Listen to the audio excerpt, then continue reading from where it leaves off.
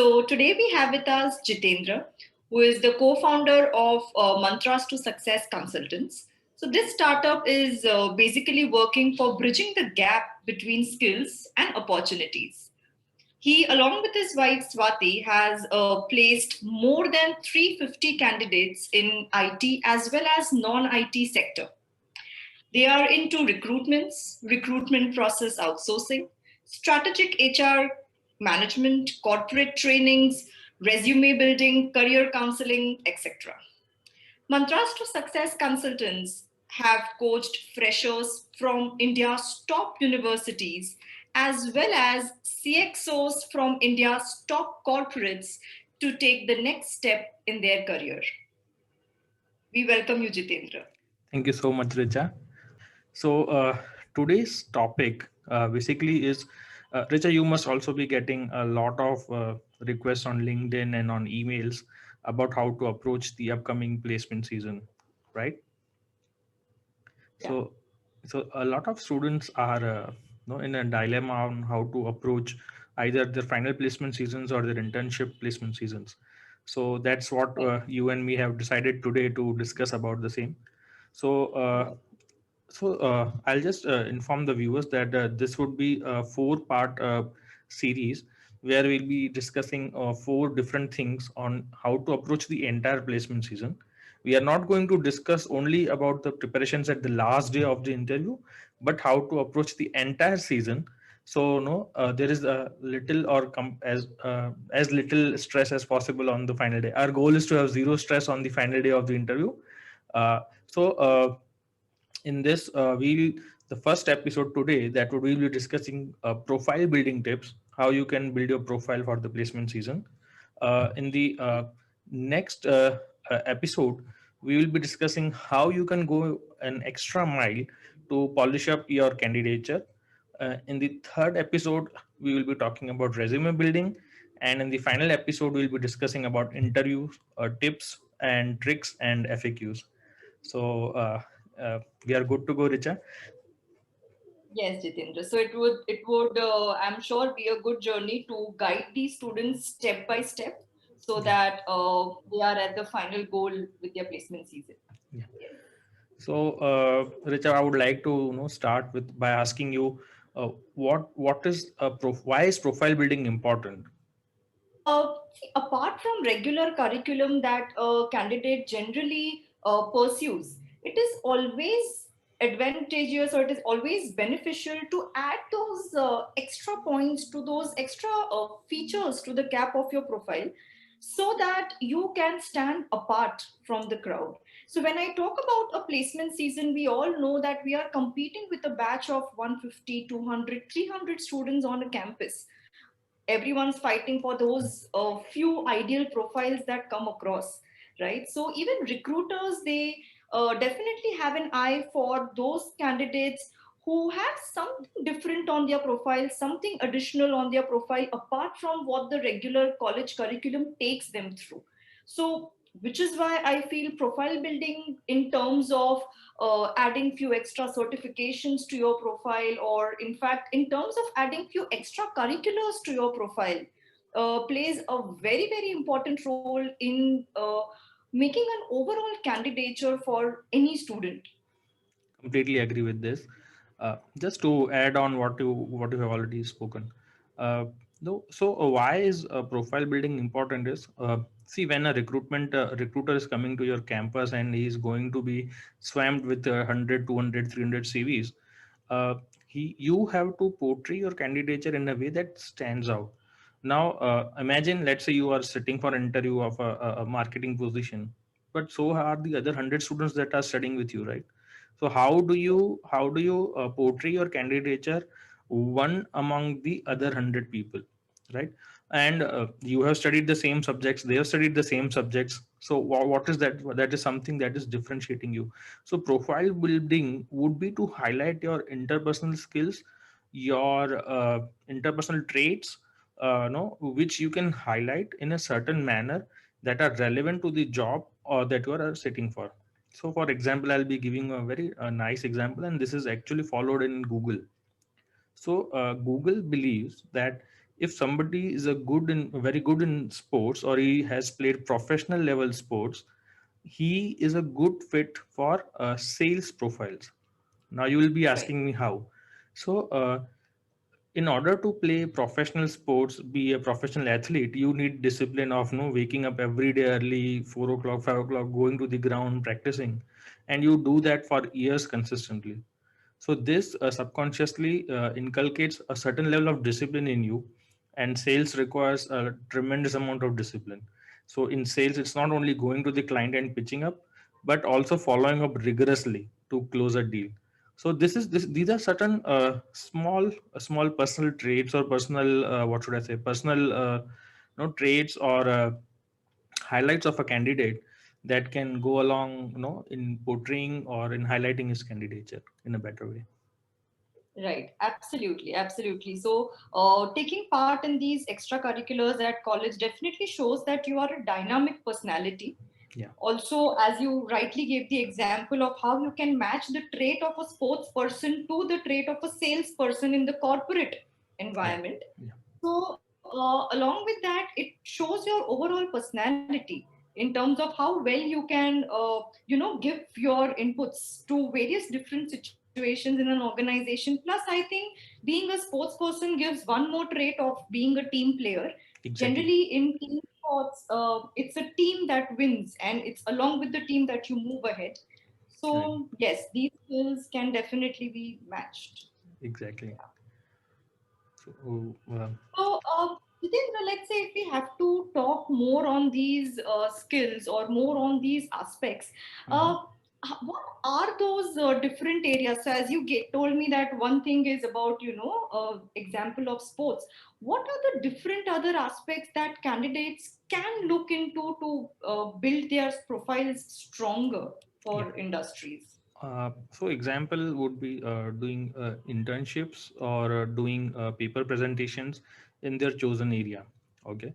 So for example, again, if you are a software engineer, if you can prepare no, if you have presented a technical paper presentation in any technical symposium, or if you are, let's say, a lawyer, and you are, for example, you're working into refugee law, and if your article or your essay gets featured in one of the top journals, it goes miles in highlighting your candidature.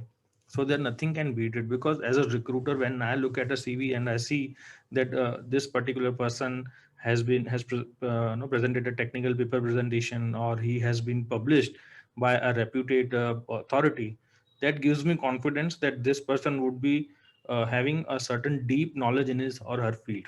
So that is an ideal way of boosting up your profile. And doing internships in the similar kind of a job role in a similar kind of industry or sector also plays a major role. What do you have Correct. to say this about this? Um, so yes, definitely your paper presentations, internships, and specifically in terms of internships, I have seen a lot of students, specifically freshers, they really get carried away by the organizations giving them the internships rather than what the internship role or the project is about. So students should definitely not have that false Yeah. idea in their mind, false myth in their mind that only internship in large MNCs or large corporates can add value to their profile. In fact, no, Doing I a would. good, Yeah. yeah, please. I'm so sorry. In fact, I would like to add on this, because in larger organizations, there is a high chance that you might be one among the many interns. But in certain smaller organizations, you might have direct access to the co-founder or the founder, or to somebody who's in a decision maker, and he can guide you in a better way. So go for the Definitely. profile rather than going for the company. That's what I would like to suggest to the Definitely. The candidates. connection in the organization with the higher management is definitely one very, very important point. And another point is you will be a larger part of the project that you are involved with. You Exactly. will be involved with larger areas of that project, and which is why when you are working in depth, you're going to learn more compared to you being a smaller part of a larger organization. So Exactly. that is one thing.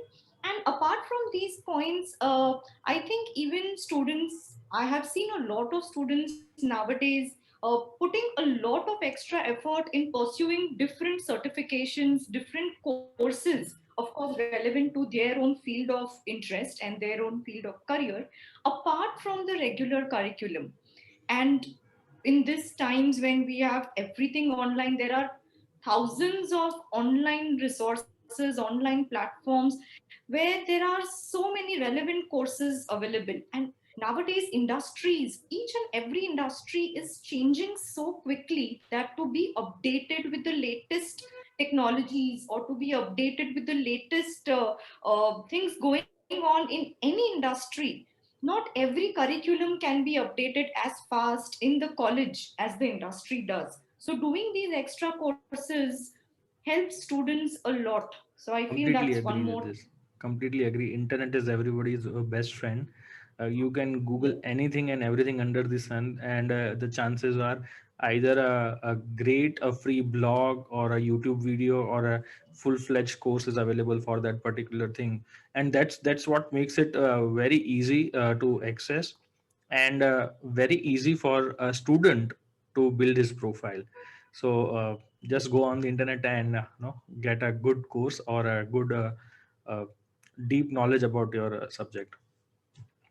Correct. Moving on to the next question, Rich, I would like to ask, how should a candidate identify his or her field of interest? Now, a lot of freshers get confused. For example, I know a lot of first year marketing or first year MBA students. They are very, very confused, saying either should I opt for marketing, I should opt for finances. Same way goes in the in engineering also, like which programming language they would like to pursue, or in which kind of field in that, but in subfield in that particular engineering domain they would like to pursue. So most of Right. the times it's like what the seniors have done, what the parents are saying, what they are listening around them ki, uh, in India there is a typical term called is ye kar lo iska scope hai. So they Correct. just go by the scope defined by others rather than themselves, and they Right. they pick up their choices. But I would like to learn from you, how can a person identify his interest? Right. So, Jitendra, I think in this aspect, selection lies in two layers. One is macro selection, where I need to first decide what is my broader field of interest. So, if I talk about technology, if I talk about engineering, so there are lots of specializations that we have: computers, information technology, mechanical, chemical, etc. When I talk about management, it's marketing, finance, operations, HR, etc. So first thing is identifying that macro selection, that macro level specialization, which I think very much is affected by your own personality. If I know myself well, if I know my strengths, if I know my weaknesses, if I know what have been my kind of likable subjects up till now, which connects from my graduation, let's say, or from my schooling, which connects with these broader areas, that can be one small factor. I would not say that should be the only factor, because our knowledge is sometimes very limited in this scope. But at least if we have the idea, if we know ourselves well, that can be one factor to select that macro specialization. And to help us in this, or to kind of give us confidence on our own thoughts, the best way, what I have always seen, experienced, and what the students have always been approaching is talk to people. Go and talk to people face to face, people who have been working in this area, who has some experience in this domain, directly or indirectly. It can be your seniors, it can be your elder cousins, it can be your professors, who can actually guide you regarding what is the exact kind of curriculum, or what is the exact kind of course structure that you can expect in a particular specialization. So that counts for the macro selection. And now, when I come to micro selection, which is very, very important, is, let's say if I have gotten into management in marketing. Now, my question is, what career in marketing do I want to pursue? Now, most of the time I have seen this, which is like the sad situation. 80% of the students, they are not very clear about the roles that they can expect to be offered in the placement season right after their course is over. So, am I right, Jitendra? Absolutely, Here, absolutely. Yeah, right? So absolutely. we know that there are lot of roles in the market. So when I talk about marketing, it's a role in analytics, it's a role in market research, it's a role in core sales, business development, etc. Yeah, Right? absolutely. But Yeah. right, and as a student, I don't know that what that particular role is going to expect from me when I enter the industry.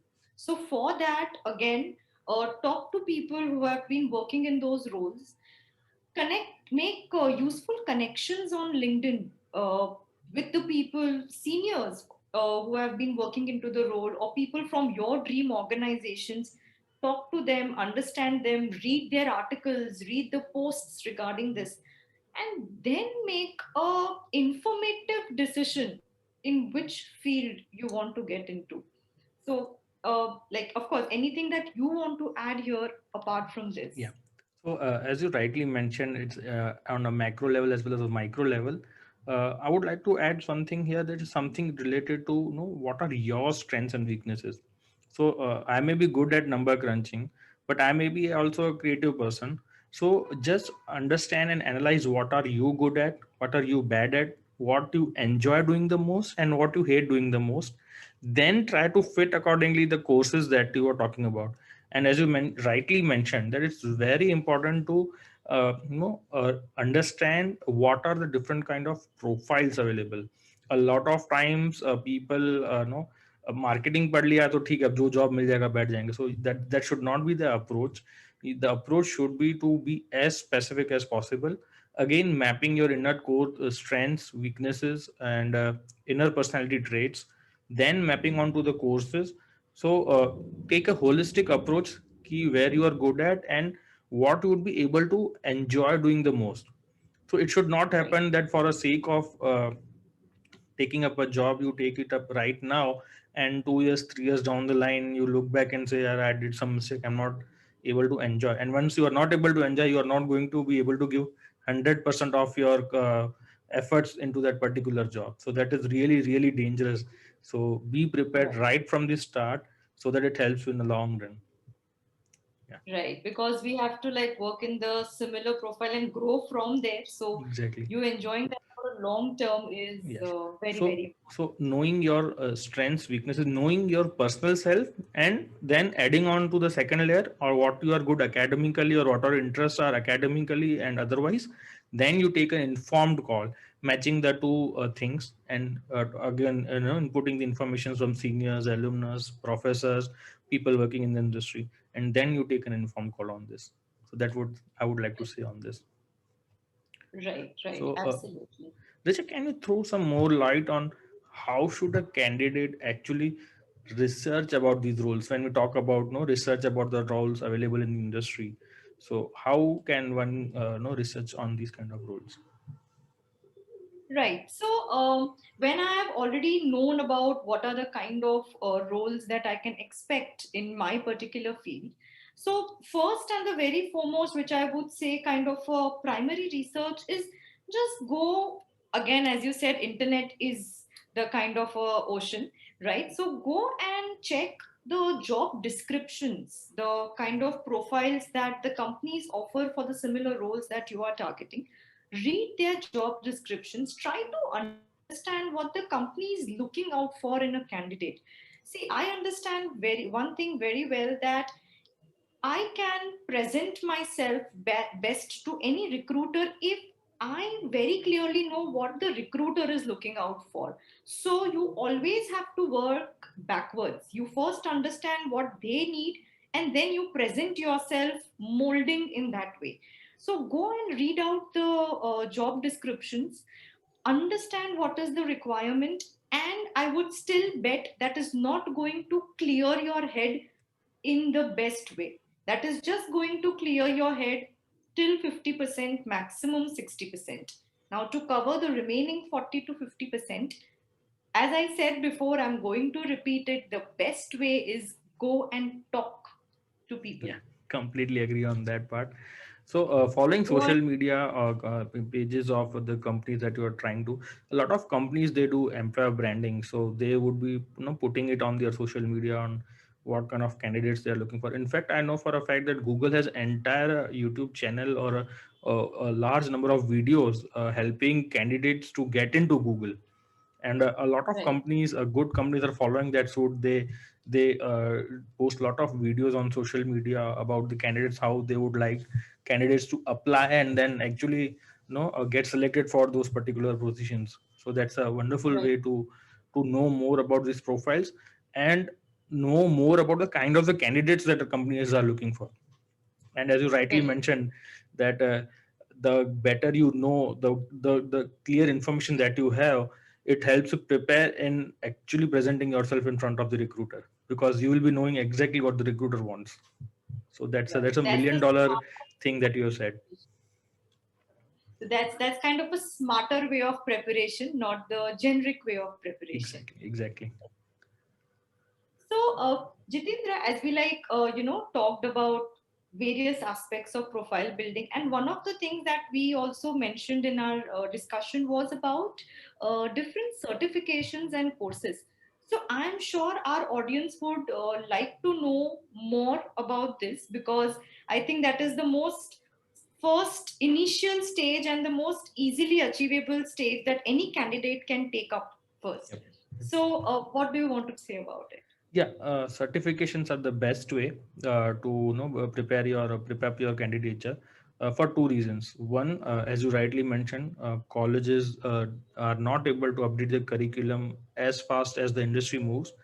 Second, uh, the certifications give you a deeper knowledge in the domain that you are aspiring to work in, right? So colleges they try to build your basics, but certifications are no way to go deep into that particular domain. So that is something in advance which colleges may or may not be covering up. The curriculum in the colleges may not may be covering up. So Right. the best way is to log on to Udemy and see generic course certifications. What is different available in the markets. So there are a lot of generic courses available across Udemy, but a good and a sensible and a better way is to go for professional certifications, right? So for example, if you're a programmer, then there are Sun certification of a Java certified program is a very common certifications that IT people do. But apart from there, Right. there are a lot of certifications like ITIL, .NET certification, cloud certifications. People Right. into management, like for example in finance, they have FRM, CFA, FLIP, financial modeling and valuation. Then even the stock markets like NSE certification, BSE certification. In HR, we Right. have SHRM, we have CIPD. Uh, in analytics, we have Tableau, Google Analytics, Essential Web Analytics, Advanced Excel, Big Data, R. Project management, we have PMP, Prince, Lean Six Sigma, Green Belt. Uh, in technical, we have AWS, cloud programming, IoT, machine language, Python. All these kind of various certifications help you portray a strong candidature in front of the recruiters. Absolutely, absolutely. So I think, and nowadays with the trends of certifications coming in, there are multiple platforms, multiple resources that candidates can look into. So as you rightly said, for generic certifications or very shorter courses, shorter terms, faster certifications, there are platforms like Coursera, there are platforms like Udemy. For professional courses, there are platforms like edX, right? Even LinkedIn nowadays has, so if you are a premium member of LinkedIn, so LinkedIn Learning itself is a Yes. platform where they provide courses on various topics which can be useful to your career directly or indirectly. Even like creative people, they can go and look out for certifications on Skillshare. There is FinSiksha for finance, Yeah. etc. It's just about googling it, and you have that bundle of sources in front of you. And with a lot of career options and all opening up, even certifications, the kind of certifications opening up. So nowadays, if I have to just talk about the latest trends in the market, with the digital marketing coming up, there are numerous certifications on digital marketing. And students with specialization in marketing, I feel it's one of the things they should have on their resume. Certifications on Google Analytics, it is one thing which nowadays is so much in trend that students should know, and this is not something covered in the regular curriculum. uh, Exactly. with the technology field, the kind of advancement that we are seeing in AWS systems or cloud computing, data computing, all of these things is something that, as you said, additional knowledge and in-depth knowledge comes from Yeah. certifications. So So I've yes, also these are the observed a areas. trend. I've also observed a trend. A lot of good candidates, what they do is they do Udemy certifications for certain software skills. For examples like certification, corporate communication, certifications in client management, certifications where interpersonal skills are needed. Okay, they do such kind of soft courses on Udemy, and these soft courses are the basics that are required from a professional, right? So these are certain soft skills kind of soft courses which help you become a better professional. And then they also do professional certifications like CFA, CFP, SHRM. So they gain best of both the worlds. So the things that are hygiene factors that are absolutely expected out of you, they gain or they train themselves via courses from Udemy. And the professional skills, professional certifications which help them in their career, the technical aspect of their job roles, they do it by the hardcore certifications route. Absolutely, absolutely. Right. So, also, Jitendra, like apart from these courses and certifications, I think we also touched upon the aspect where uh, students can also look into getting additional professional experience, Yeah, right? yeah, Additional corporate experience in terms of internships or live projects where they can actually showcase their talent. yeah, So yeah. how can a student go in and search for these? Yeah, so a lot of websites help into giving up internships. Lot of companies already always have internships on their websites, live projects on their websites. The best part is to get into touch with your alumnus from your alma mater and ask them for any live projects or internships in their respective organizations. Platforms like Internshala, Let's Intern, even people post on LinkedIn, Twitter. They also post internship opportunities there.